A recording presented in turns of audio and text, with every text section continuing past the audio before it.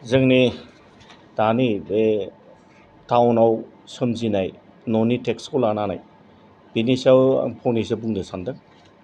मिउनिसिपालिटिया बर्डआ माखासे नियम दङ, बिसाबो कानुन दङ, आयेन दङ। बे आयेन हिसाबै बोसोरे मोनसे टेक्स एसेसमेन्ट जायो। ओमफ्राय क'क्राझार टाउन कमिटिया 37 बोसोरसिम जेबो एसेसमेन्ट जायाखैमोन। बै 37 बोसोरनि एसेसमेन्टआव नै दाख्लैसो ओंखारनाय रेटआ बिदि सानबोयोबा बेसिम फैयो आरोखि। खिन्थु बेसिम फैयोबाथ' बांद्रायथारो होननानै सरकारनिफ्रायबो डिसिसन लानानै 25% बारा एबाब जानो नाङा होननानै नटिफिकेसन अलरेडि ओंखारबाय। दा बेखायनो जोंनि टाउनाव थाग्रा रायजोफोरनिसिम खावलायनो लुबैदों जे बेखौ लानानै बारा नार्भास जानो नाङा। 25% बारा लानाय नङा, बिनि खमसो जासिगोन आरोखि। दा गतिके थांनाय जे नटिफिकेसन थांदोंमोन बे जास्ट ड्राफ्ट नटिफिकेसनसोमोन। बिनि सायाव खुनु टेक्स इम्प'ज खालामनाय जानाय नङा। इम्प'जआ जाहैगोन नैबे 25% एबाब, बिनि सायावल'सो दा एसेसमेन्ट खालामनानै नटिफिकेसन थांगोन। आरो बिनि सायावबो रायजो राजाफ्रा आरो टाउननि रायजो राजाफ्रा माने आफुथि थाबावोबा बिनिबो जों आरो समायसीमा होबावगोन, बेखौ कमप्लेन खालामनो हागोन आरो। दाबो जोंहा 20 तारिखसिम समय दङ। आरो बिनि सायाव जों कमप्लेनबो मोनबाय माखासे, बेखौ सावरायलायनायबो जाबाय। सावरायलायनायनि गेजेरजोंनो दा 25% लानाय जासिगोन होननानैबो नटिफिकेसनबो होनाय जाहैबाय। गतिके बे बहुत मिनिमाम जाखाहैसिगोन। दा नेक्स्ट बिनि एसेसमेन्टआ जेला रायजो राजानिसिम सौहैयो अब्ला बुजिगोन सोर सोरा बेसेबां टेक्स जानांगौ। बे एसेसमेन्टनि परे आरो जुदि कमप्लेन थाबावोबा बे जिनिसखौ आरो जों सावरायफिनलायलायनो हागोन आरोखि। दा मोनसे खावलायनाय जादों, दहाय बिथां इउपिपिएलनि जेनेरेल सेक्रेटारियाबो बुंदों, बे टाउन नोगोरारि बिटिसि एरियायाव जेसेबां जोंहा टाउन कमिटि दङ, बग्राग्राम जेनेबा गसाइगाव, क'क्राझार, अदालगुरि जिखुनु बिटिसि एरियानि सिङाव थानाय टाउन कमिटिफोरनि मोनसे मा धरननि सोलिनाया मोजां जागोन, बिनि टेक्स फिक्सेसनफोरखौ मा धरननि लानाया मोजां जागोन, बिनि अपेन डिसकासन एसेम्ब्लियाव सावरायनाया बिराद गोनांथि दङ। आरो जों खावलायनो लुगैयो अपोजिसन लिडारफोरखौबो जाहाथे बेखौ एसेम्ब्लियाव लाबोनानै एस ए होल बिटिसिनि मोजांनि थाखाय सावरायलायो। आरो बेहायनो मोनसे थिरां खालामना लानो हायो जाहाथे भबिष्यताव जों टाउन एरियानि आयेनमेनखौ लानानै टेक्सेसनखौ लानानै मोजाङै सावरायलायनायनि गेजेरजों मोनसे एसेम्ब्लियावनो सावरायलायनानै बिनि मानेफोरखौ भुल भ्रान्थिफोरखौ सुद्रायलायनो हागोन, बेखौ आं खावलायो। आरो बेखौ जों एबार बे एजेन्डाखौ लानानै सावरायनाय जागोन एसेम्ब्लि लेभेलावबो।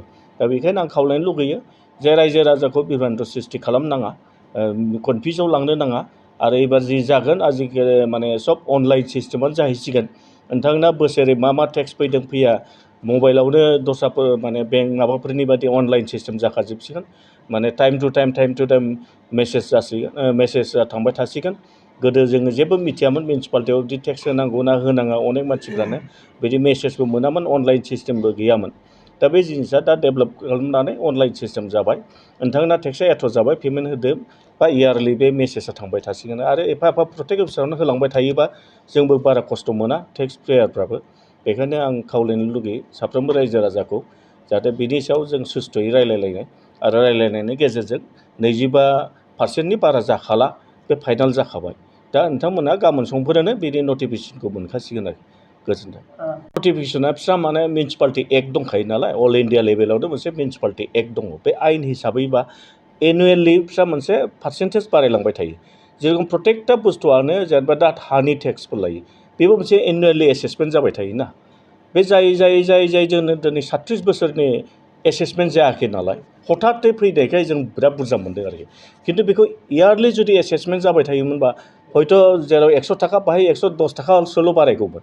दा माने इयारलि 10 थाखा बारायनाय खेबसेनो 70 थाखा बा 70ल' नङा 700 थाखा बारायनाय बादि जाबायना, बाय जों हथात मोननाय बादि मोनदों आरोखि। दा बेखायनो 37 बोसोरनि एसेसमेन्ट जायैयाव हथादै 37 बोसोरनि एसेसमेन्टखौ डिक्लेयार खालामनायाव जों माने आबाग जादों आरोखि, बेसो खोथाया। खिन्थु इयारलि जाबाय थायोमोनबा बेखौ अनुमान खालामनो हानाय नङामोन आरोखि। थेवबाबो बिनि सायावबो बे एसेसमेन्टनि सायावबो बिस्रा राइट दङ। जिहेतु मिउनिसिपालिटि बर्डफ्रा मोनसे लकेल सेल्फ गभर्नमेन्ट, बिसोर आरबान डेभेलपमेन्टनि सायाव खामानि मावो, गावस्रानो टेक्स पेयार खालामो। आरो बिसोरनो जे मिउनिसिपालिटियाव साख्रि मावो बिसोरबोथ' गभर्नमेन्टनिफ्राय बेथन मोना, बे टेक्सनिफ्रायनो लायो। आरो दा इलेक्ट्रिक बिलनिबो खोथा दं।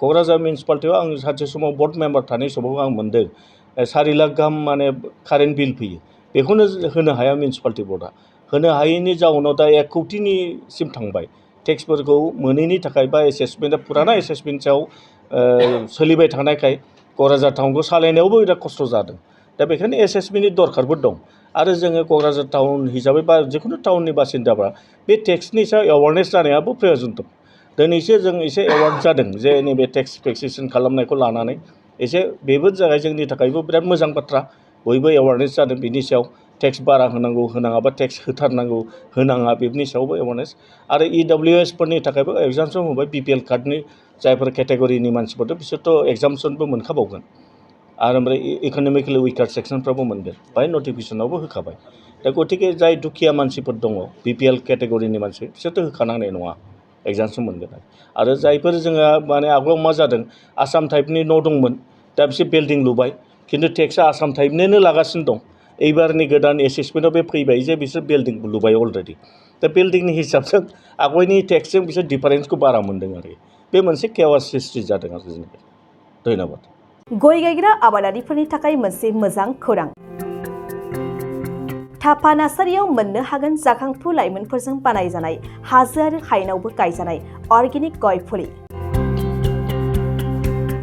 थापा नार्सारियाव अर्गेनिक आदबजों बानायजानाय मोजाङैनो खिलिखांनाय गासै 20,000सो गेरेमसा गय फुलिफोर दं बारा नङा फांसेयाव 60 रां होनानैनो नोंथांमोना गय फुलिखौ बायना लांनो हागोन बुरजा लाङोब्ला खमायनायनि सुबिदाबो मोननो हागोन थापा नार्सारिनि गुबै थङा क'क्राझार सहरनि सानजा फारसे थानाय बावखुंग्रि हाजोजों नांजाबनाय हरिनागुरि गामि हाथाइनि साखाथियाव बे अर्गेनिक गय फुलिफोरखौ लांफैनोब्ला नोंथाङा 8011837272 नङाब्ला 9707460226 जानबुं अनजिमायाव थोंजोङै जगाजग खालामहरनो हागोन